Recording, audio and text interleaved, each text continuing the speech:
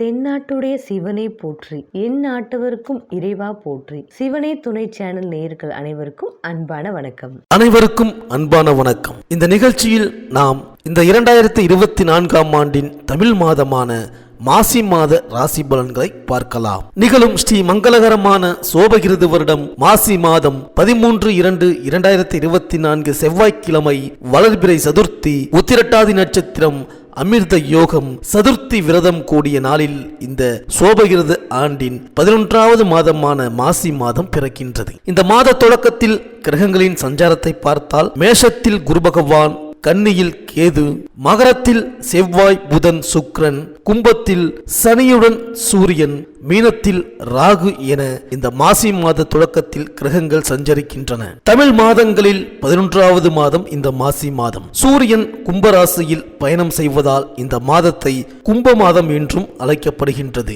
கும்பராசியில் உள்ள சனி பகவானுடன் சூரியன் இணைந்து பயணம் செய்ய போகின்றார். சனி பகவானும் சூரியனும் எதிர்கிரகங்கள். இந்த இரண்டு எதிர் கிரகங்களின் சேர்க்கையால் சில ராசிக்காரர்களுக்கு பல மாற்றங்கள் நடைபெற இருக்கின்றது. சூரிய பகவான் பிப்ரவரி 13ஆம் தேதி மகர ராசியிலிருந்து கும்பராசிக்கு பெயர்ச்சியாக உள்ளார். அதோடு அங்கு ஏற்கனவே ஜென்மசனியாக ஆட்சி அதிபதியாக சஞ்சரித்து வருகின்றார் சனி பகவான். சூரியனின் புதல்வன் சனி என்றாலும் அவர் பிறந்ததிலிருந்து நிலவும் சில சர்ச்சைகளால் இருவரின் உறவு மோசமானதாக அமைந்துவிட்டது. இருந்தாலும் ஒருவர் லட்சியத்தை நிர்ணயிக்கவும் அதை செய்து முடிக்கக்கூடிய எண்ணத்தை தரக்கூடியவர் சூரியன். அதை செய்து முடிக்கக்கூடிய உந்துதலை தருபவர் செவ்வாய். ஆனால் எந்த ஒரு செயலையும் செய்து முடிக்கும் மனநிலை, நல்ல வேலை செய்யக்கூடிய மனநிலையை தரக்கூடியவர் சனி பகவான். சனி பகவான் ஜாதகத்தில் சாதகமாக அமைந்துவிட்டால் அவர் நல்ல வேலை, தொழில் என செய்து சிறப்பாக பொருள் ஈட்ட செய்வார். மாசி மாதம் என்பது வழிபாட்டுக்குரிய மாதம். மாசி மாதம் என்பது புதிய கலைகளையும் கல்விகளையும் கற்க தொடங்கும் மாதம். மாசி மாதத்தின் 30 நாட்களுமே விசேஷமான நாட்கள் தான். எல்லா தெய்வங்களுக்கும் சிறப்புமிக்க மாதம் என்று போற்றப்படுகின்றது இந்த மாசி மாதம். திருமால் மகா விஷ்ணுவாக அவதாரம் எடுத்த மாசி மக நட்சத்திர திருநாளில்தான் மாசி மாதத்தில் வருகின்ற சங்கடகர சதுர்த்தி மிக மிக விசேஷம். இந்த நாளில் விரதமிருந்து வேண்டுவோருக்கும், பிள்ளையாருக்கு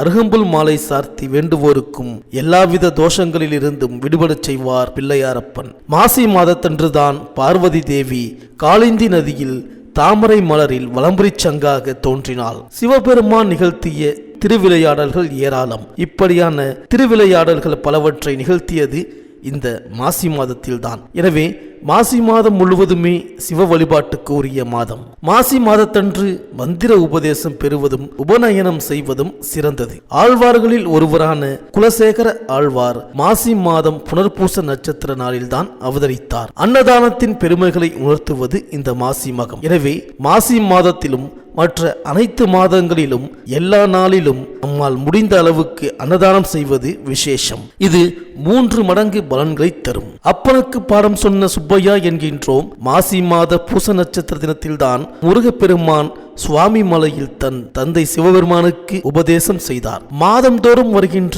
ஏகாதேசியே சிறப்பு மிக்கதுதான். அதே போல மாசி மாதத்தில் வருகின்ற ஏகாதேசியில் விரதம் இருப்பது மகா புண்ணியம், சகல தோஷங்களையும் போக்கும். பிரம்மஹத்தி போன்ற பெரும் பாவங்களை போக்கி பேய்க்கும் நற்கதி கொடுக்கும் இரு ஏகாதேசிகள் வருவது இந்த மாசி மாதத்தில் தான். உயர் படிப்பு படிக்க விரும்புபவர்கள், ஆராய்ச்சி செய்ய விரும்புபவர்கள் மாசி மக நாளில் அவற்றை தொடங்கினால் அதில் சிறந்து விளங்கலாம். அந்த துறைகளில் எடுத்துக்கொண்ட கல்வியில் மிகப்பெரிய உச்சம் தொடலாம். ஆத்மார்த்தமாக ஈடுபடுங்கள், உங்கள் பிரச்சனைகள் அனைத்தும் நிறைவேறும். இந்த மாசி மாதத்தில் கிரகங்களின் பெயர்ச்சியை பார்த்தால் மாசி 1ஆம் தேதி சுக்கிரன் மகர ராசிக்கு பெயர்ச்சியாகின்றார். மாசி 1ஆம் தேதி புதன் கும்பராசிக்கு பெயர்ச்சியாகின்றார். மாசி 19ஆம் தேதி புதன் மீனராசிக்கு பெயர்ச்சியாகின்றார். மாசி 25ஆம் தேதி சுக்கிரன் கும்பராசிக்கு பெயர்ச்சியாகின்றார். இந்த கிரகங்களின் சஞ்சாரம் மற்றும் மாற்றத்தினால் உங்கள் ராசிக்கு என்னென்ன பலன்கள் கிடைக்கப் போகின்றது, நீங்கள் செய்ய வேண்டிய பரிகாரங்கள் என்ன என்று இந்த வீடியோவில் பார்க்கலாம்.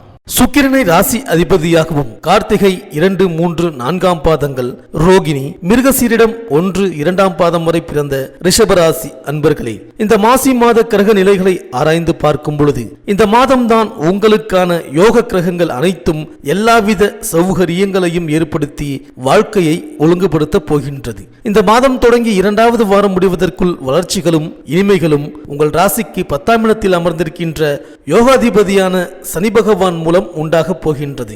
உங்கள் ராசிநாதனின் பலமும் அதிகமாக இருக்கின்றது. செவ்வாயின் பலமும் ஏக தூக்கலாக சுழல்கின்றது.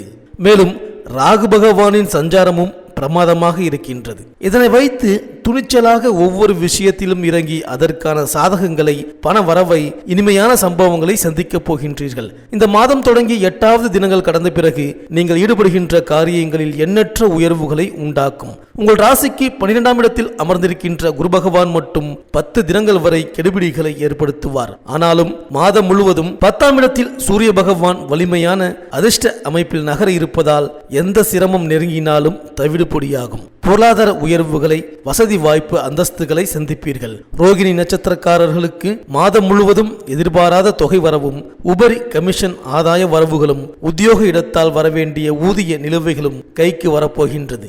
அரசு வகையில் ஆக வேண்டிய காரியங்கள் நல்லபடியாக பூர்த்தியாகும். உத்தியோக பொறுப்பு, பணி, பதவி வகையில் அனுபவித்து வரும் சங்கடங்களுக்கு தீர்வு காத்திருக்கின்றது. அடுத்தடுத்த மாதங்களுக்கான தொழில், வியாபார, நிர்வாக சம்பந்தமான ஸ்திரத்தன்மை, மேன்மையை உங்கள் ராசிக்கு 10ஆம் இடத்தில் அமர்ந்திருக்கின்ற சனி பகவான் உண்டாக்குவார். மிருகசீரிட நட்சத்திர இளம் தம்பதியரின் புத்திரபாக்கிய தாமதம் விலகும். இந்த மாத புதன், வெள்ளி மற்றும் திங்கட்கிழமைகளில் புதிய அதிர்ஷ்டங்களை அடைவீர்கள். மேலும் மாத தொடக்கத்தில் உங்கள் ராசிக்கு 10ஆம் இடத்தில் சனி பகவான் சஞ்சரிக்கின்றார். எனவே தொழிலில் நிலையான வருமானத்திற்கு வழிவகுத்து கொடுக்க போகின்றார். புதிய ஒப்பந்தங்கள் வந்து சேரும். உத்தியோகத்தில் உள்ளவர்களுக்கு அலுவலகத்தில் ஏற்பட்ட அல்லல்கள் அகலும். நல்ல மாறுதல்களும் கிடைக்கும். பணி நீக்கம் செய்யப்பட்டவர்கள் மீண்டும் பணியில் சேர வாய்ப்பு உண்டு. மேலும் உங்கள் ராசிக்கு 10ஆம் இடத்தில் சஞ்சரிக்கும் சனியின் பார்வை 4, 7, 12 ஆகிய இடங்களில் பதிகின்றது. எனவே பூமி, கல்வி, சுகம், தாய், வீடு, வியாபாரம், கலத்திரம், விரயம், பயணம் ஆகியவற்றை குறிக்கும் இடத்தை பற்றியெல்லாம் அறிந்து கொள்ளும் விதத்தில் சனியின் பார்வை பதிவதால் அதற்கு உரிய பலன்கள் உங்களுக்கு வந்து சேரும். குறிப்பாக ஆரோக்கிய தொல்லைகள் ஏற்படலாம். பயணங்கள் பலன் தரும். வீடு கட்டும் யோகம் உண்டு. சனியின் பார்வை 7ஆம் இடத்தில் பதிவதால் திருமண வாய்ப்புகள் கைகூடி வரும். குடும்பத்தில் இருந்த கருத்து வேறுபாடுகள் அகன்று குதூகலம் தரும் சம்பவங்கள் நடைபெறும். உத்தியோகத்தில் பணி நிரந்தரம் பற்றிய தகவல் வரலாம். வெளிநாட்டு அழைப்புகளும் வந்து ஆச்சரியத்தில் ஆழ்த்தும். சனியின் பார்வை 12ஆம் இடத்தில் பதிவதால் பயணங்கள் அதிகரிக்கும். இடமாற்றம், ஊர் மாற்றம், உத்தியோக மாற்றம் வரலாம். வரும் மாற்றங்களை ஏற்றுக்கொள்வது உத்தமம்.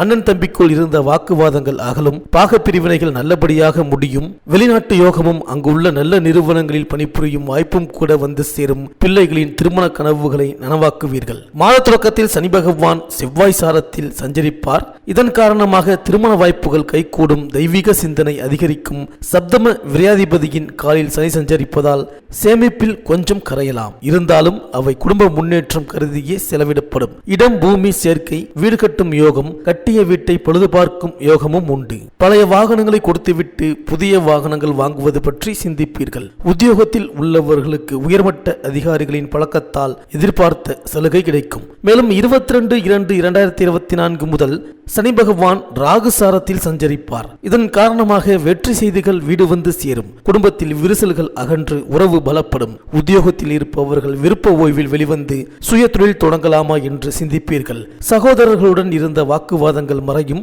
தொழில் வளர்ச்சியை முன்னிட்டு புதிய பங்குதாரர்களை சேர்த்துக் கொள்ள முன்வருவீர்கள். உத்தியோகத்தில் பதவி உயர்வும் ஊதிய உயர்வும் கிடைப்பதற்கான சூழ்நிலை அமையும். மேலும் உங்கள் ராசிக்கு 11ஆம் இடத்தில் சஞ்சரிக்கும் ராகுவால் லாபஸ்தானம் பலப்படுகின்றது. எனவே பண தேவை உடனுக்குடன் பூர்த்தியாகும். தொழிலை விரிவுபடுத்தும் முயற்சிக்கு கடன் உதவி கிடைக்கும். படித்து முடித்த பிள்ளைகளுக்கு வேலை கிடைத்து உதிரி வருமானங்களும் வந்து சேரும். பஞ்சமஸ்தானத்தில் கேது சஞ்சரிப்பதால் ஆன்மீக நாட்டம் அதிகரிக்கும். பூர்வீக சொத்துக்களில் ஒரு பகுதியை விற்றுவிட்டு புதிய சொத்துக்கள் வாங்கி அதை விரிவு செய்வீர்கள். மேலும் மாத தொடக்கத்தில் குரு பகவான் உங்கள் ராசிக்கு 12ஆம் இடத்தில் சஞ்சரிக்கின்றார். கடமையில் கவனம் தேவை. காசு பணம் விரயமாகும். எனவே வீண் விரயங்களை சுப விரயமாக மாற்றிக்கொள்வது உத்தமம். உடல் நலனை காக்க ஆகாரத்தில் கட்டுப்பாடு செலுத்தி ஆரோக்கியத்தை சீராக்கி கொள்ள முயற்சி செய்யுங்கள். குருவின் பார்வை பலத்தால் தாய் வழி ஆதரவு கிடைக்கும். இடம், வீடு வாங்குவது பற்றி சிந்திப்பீர்கள். உறவினர் வழியில் ஏற்பட்ட மனக்கசப்பு மாறும். இழந்த பதவிகளை மீண்டும் பெறுவீர்கள்.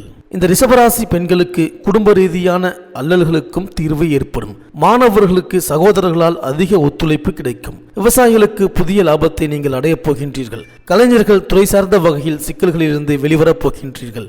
அரசியல்வாதிகள் கட்சி மேலிட ரீதியான கட்டளைகளை தவிர்க்கக்கூடாது. உங்களுக்கு அனுகூலமான நட்சத்திரங்கள் திருவாதிரை, பூசம், மகம், அஸ்தம், சுவாதி, அனுஷம், பூராடம், திருவோணம், சதயம், பரணி. இந்த மாத வெள்ளிக்கிழமைகளில் ஏகாதேசி தினங்களில் ஸ்ரீ பெருமாள் தெய்வ வழிபாடு செய்து வாருங்கள். இந்த ரிஷபராசி அன்பர்களுக்கு இந்த மாசி மாதம் அனைத்தும் நன்மையே நடக்கும். இந்த வீடியோ உங்களுக்கு பிடிச்சிருந்தா லைக் பண்ணுங்க, உங்க நண்பர்களுக்கு ஷேர் பண்ணுங்க, மறக்காம சப்ஸ்கிரைப் பண்ணுங்க, பக்கத்தில் இருக்கிற பெல் ஐக்கானை கிளிக் பண்ணுங்க. மீண்டும் அடுத்த வீடியோவில் சந்திப்போம். நன்றி, வணக்கம்.